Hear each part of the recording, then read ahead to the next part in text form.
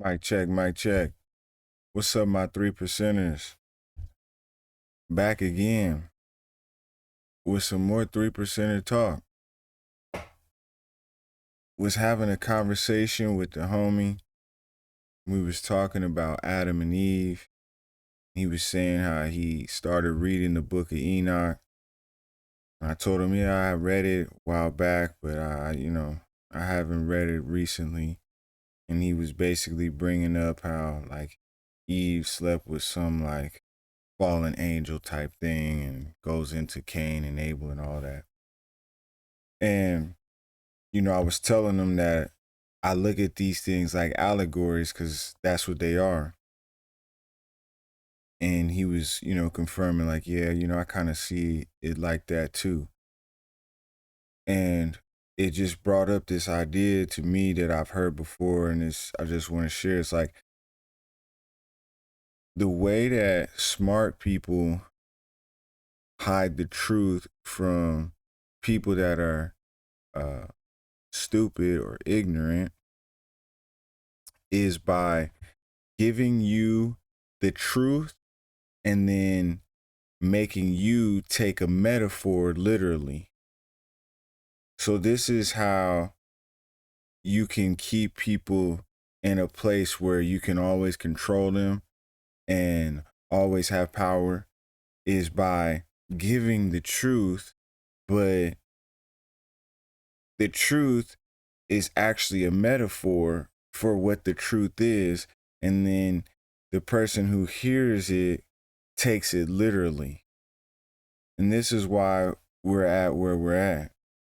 Like when it comes to the story of Adam and Eve, this story is just to relay the message that the woman is the key for community and the key for us being free.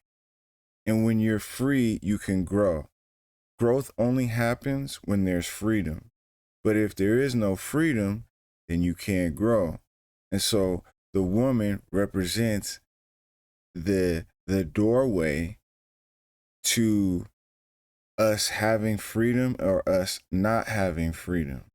So in the story of Adam and Eve, and then Eve is deceived by the devil, which, all the devil is somebody who wants to take people that are free and make them their slaves, right? So if you go after the woman, then you can take people that are free and make them slaves.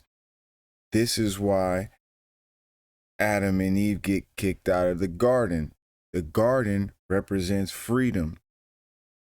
When you're free, you can learn and grow, and you'll be able to experience this life the way that it's supposed to be experienced, which is through freedom.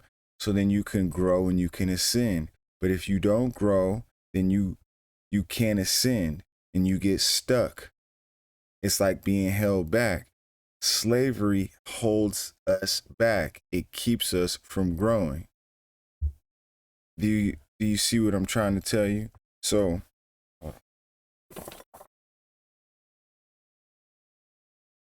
no, Eve isn't the reason why we're in this situation, but Eve is the reason why we're in this situation.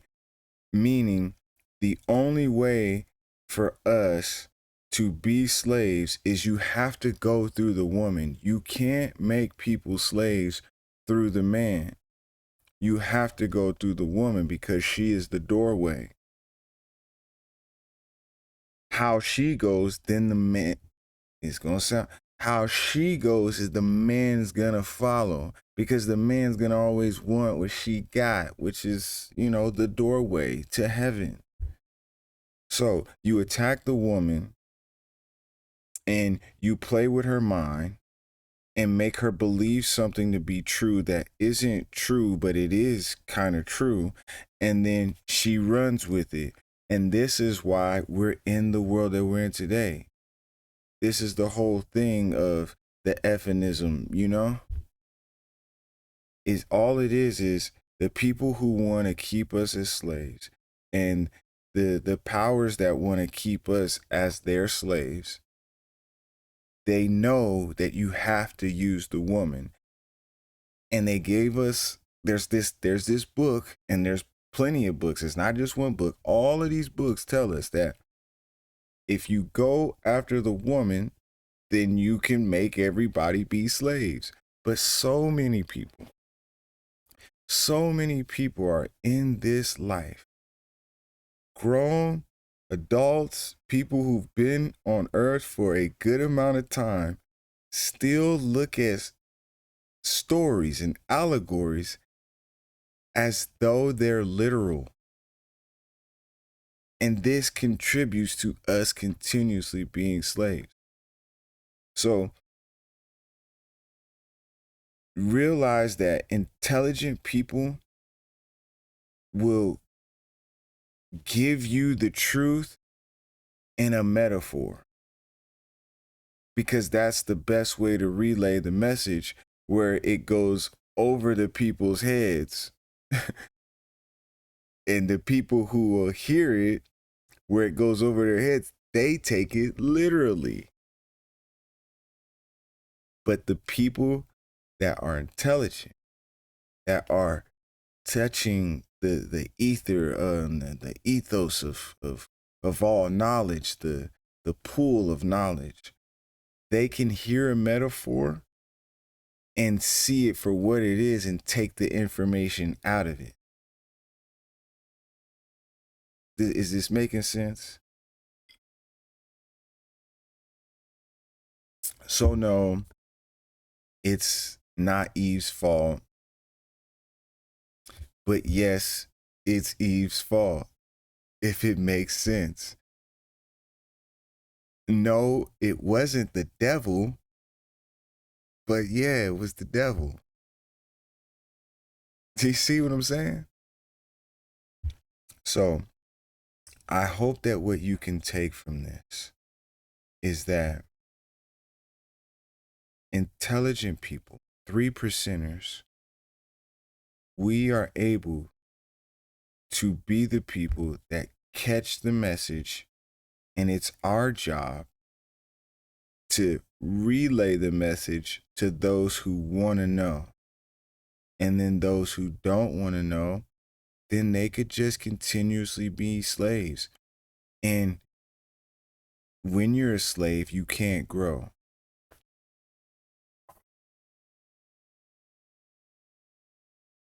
I'll say it again.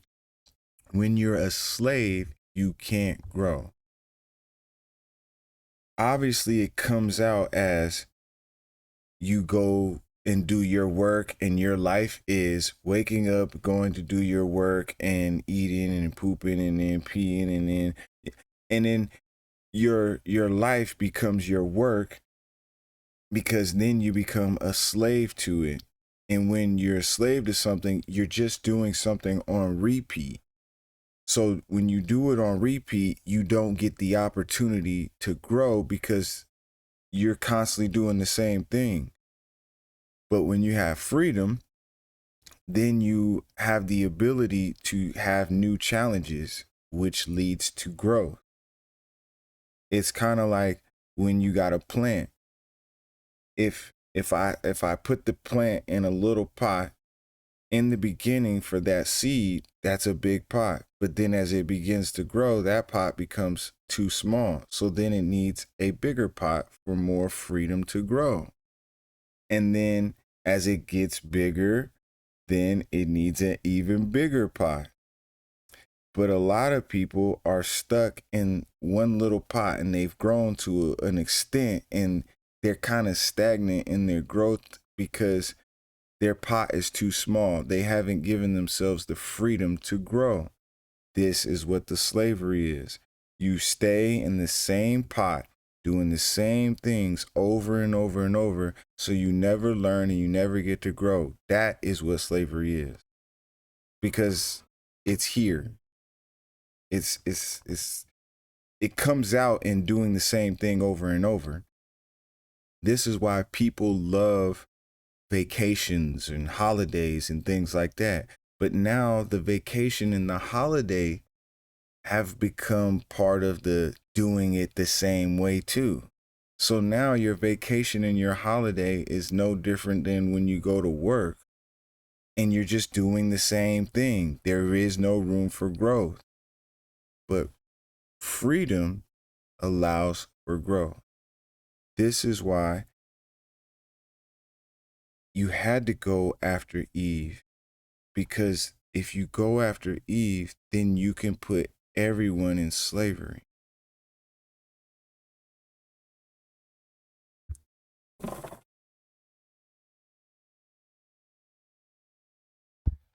So if you don't revere Eve and you don't feel like it's your job to save Eve from her programming, to deprogram Eve, you're programmed too. You're part of the problem too.